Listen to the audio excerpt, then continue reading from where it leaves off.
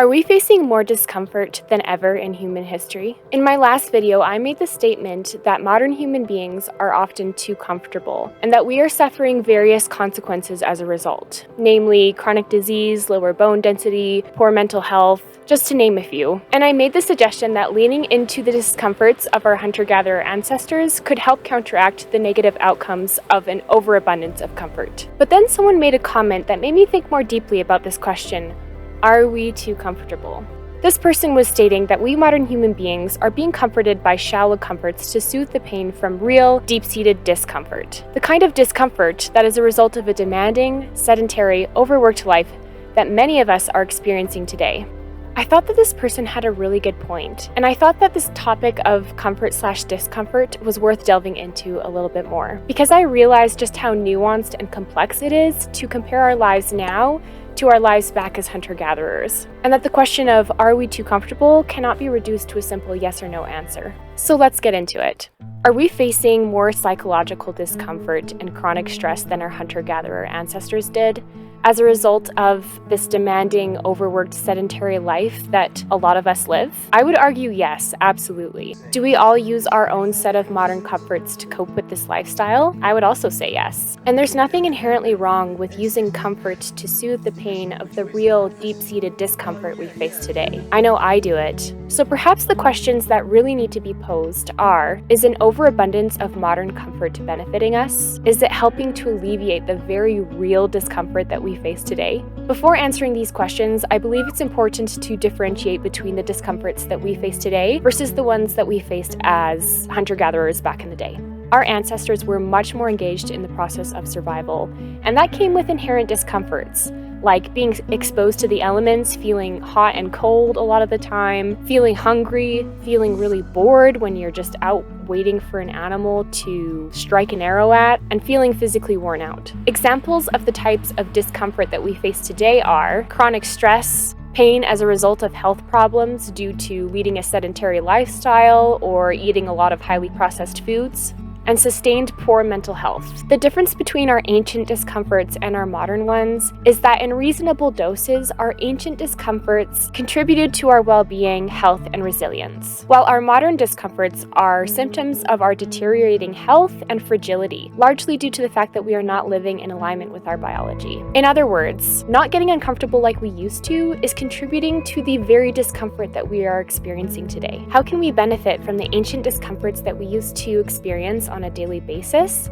in order to truly alleviate the modern discomforts that we face today? Here are just a few examples that I want to go over that are explained in more detail in the book The Comfort Crisis by Michael Easter, which I highly recommend you read. Number 1, the feeling of experiencing hot and cold and being exposed to the elements can help alleviate the modern discomfort of feeling sluggish or unfocused. The reason is because exposing our bodies to the natural fluctuation in temperatures that occurs outside and that we don't often experience because we are inside a lot of the time positively affects our physiology. From the release of dopamine, epinephrine, and norepinephrine that can increase energy and focus, to activating heat shock proteins, which are inflammation fighters and linked to living longer. These are just some of the benefits of heat/cold exposure that scientists have recently been discovering. Number 2, a shorter eating window and the discomfort of feeling hungry can help alleviate the modern discomfort of obesity and feeling fatigued. Our ancestors did not have food in abundance like we do today, and so they quite naturally went through a process called autophagy, which is when our bodies replace old cells with healthier new ones. This process happens primarily at night when we are sleeping, but our eating windows have lengthened over time, which means that if we're eating near bedtime, our bodies are unable to fully metabolize the food that we ate, and we're unable to fully go through this process of autophagy. If we confront the discomfort of not eating 2 to 3 hours before bedtime, we give our bodies the chance to fully heal and repair themselves, resulting in a better sleep, feeling energized and more alert the next day, and even reducing weight gain. Number 3, the discomfort of feeling bored can help us alleviate the modern discomfort of anxiety and stress. Nowadays, it's like we are experiencing almost constant stimulation. Our minds seem to crave it and latch onto it,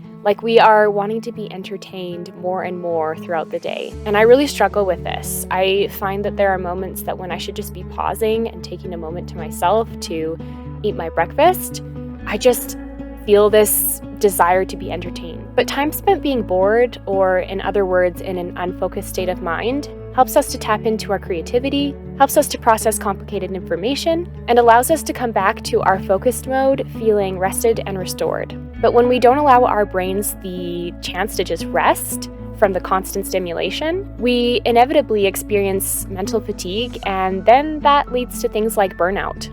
Practices like meditation or going for nature walks by yourself with no technology can really help to alleviate the discomfort of just feeling kind of the anxiousness that you feel when you constantly need to be checking your apps, checking your social media, and it can just be a much needed reprieve from the constant stimulation.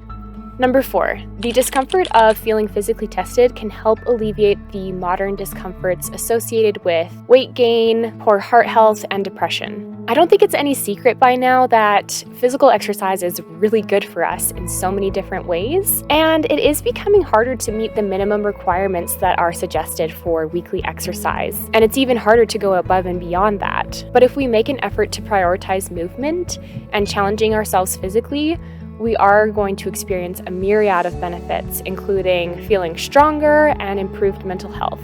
At this point in the video, I think it's really important to mention that, as with almost anything in life, moderation is key. Obviously, if any of these discomforts were too extreme, our ancestors would perish. Starvation, hypothermia, heat exhaustion, those were all very real threats. Moderation is key can be applied to comfort as well. There are very real and valid reasons for why human beings have sought comfort over our history, one of them being that it likely helped us to survive.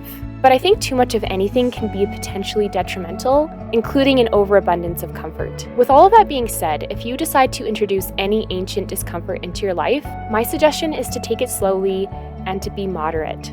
I also would encourage you to do your own research. I am no expert or scientist, but I'm not going to let that stop me from discussing and talking about the things that I really care about and that I'm interested in. So I will always make an effort to tell you where I'm getting my information from, and by putting links down below to that information. But I really do encourage you to do your own research on these topics and to come to your own conclusions. You have this one beautiful, precious life.